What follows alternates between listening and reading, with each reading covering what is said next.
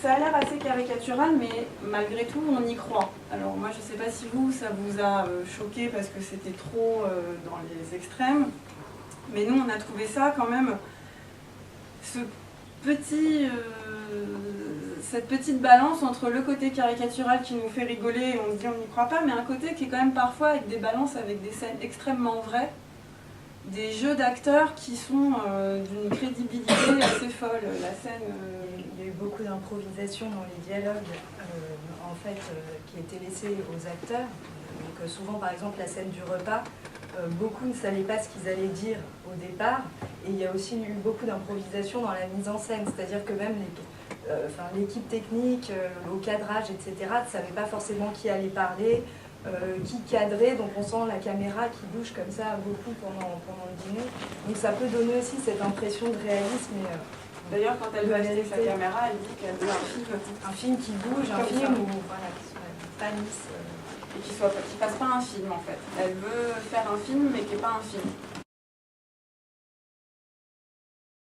Là, je ne sais pas si vous êtes d'accord avec nous, mais en tout cas, il y a une balance entre le côté brutal et le côté humour, et la scène du repas est assez probante là-dessus.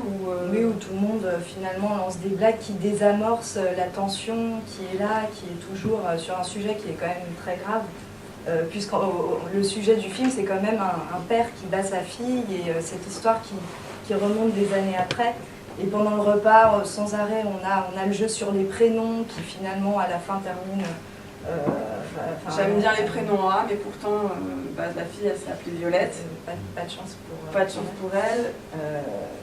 L'euro en début de débat, de repas aussi, où tout le monde rigole. L'entartage alors qu'ils sont en train de se balancer toutes les vérités et que le vrai père arrive.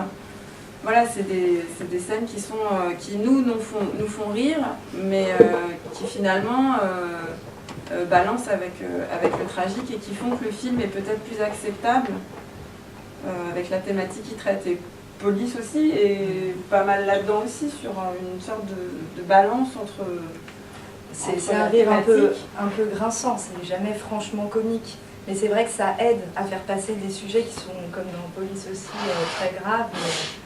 Et parfois on s'en veut de rire même, enfin surtout dans Police aussi, je pense. Donc là, tout de suite, sa petite caméra qu'elle avait prise pour, d'ailleurs le titre dans le magasin se moque un peu d'elle en disant mais vous voulez faire des petits films de famille. En fait là, on voit tout de suite que son projet est plus grand que ça, quoi. Et que limite ça lui sert d'arme parce que d'un coup, à partir du moment où l'œil regarde, la personne qui est filmée est obligée de rentrer dans certaines conventions sociales qui fait qu'ils ne peuvent pas répondre à l'agression qu'elle donne à l'autre directement.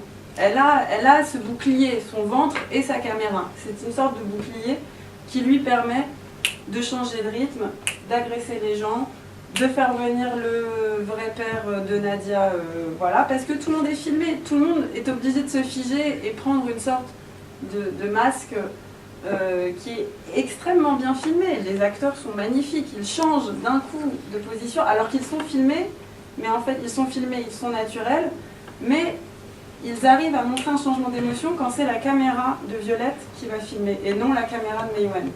Donc ça c'est quelque chose d'assez impressionnant. En mettant en question un peu les limites de ce qu'elle raconte, elle-même finalement nous fait douter.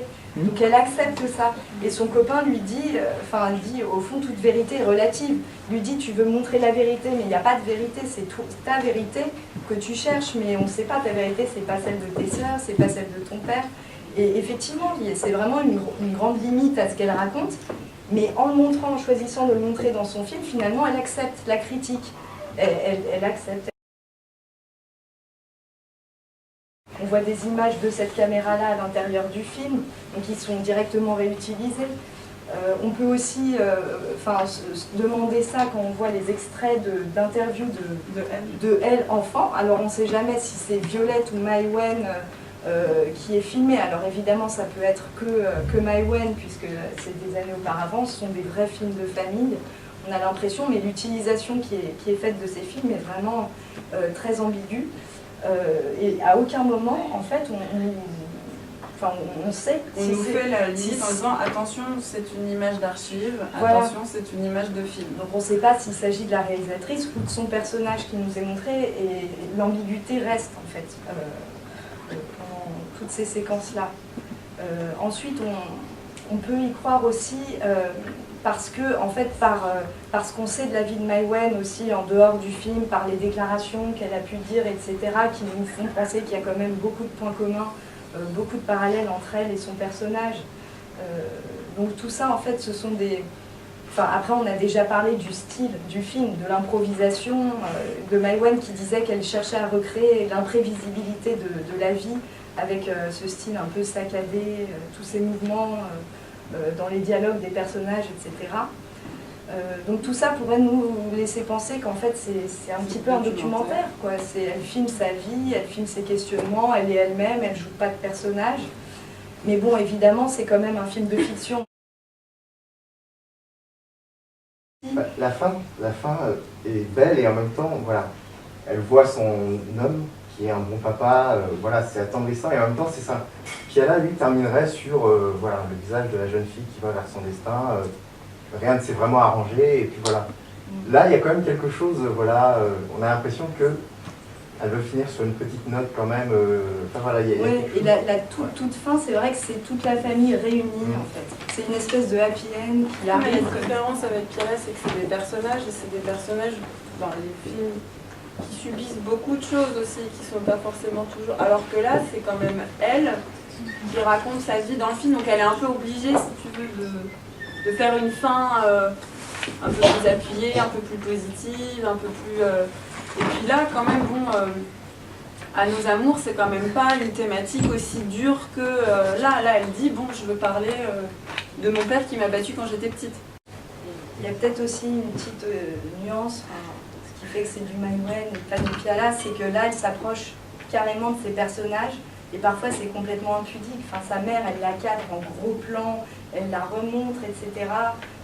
Par exemple, dans À nos amours, la mère fait des crises d'hystérie aussi, mais elle est quand même, on se sent moins proche d'elle finalement parce que on l'approche moins dans sa sphère intime, quoi. Et là, elle arrive, elle débarque et elle se colle au personnage d'une façon qui est vraiment très très proche, quoi.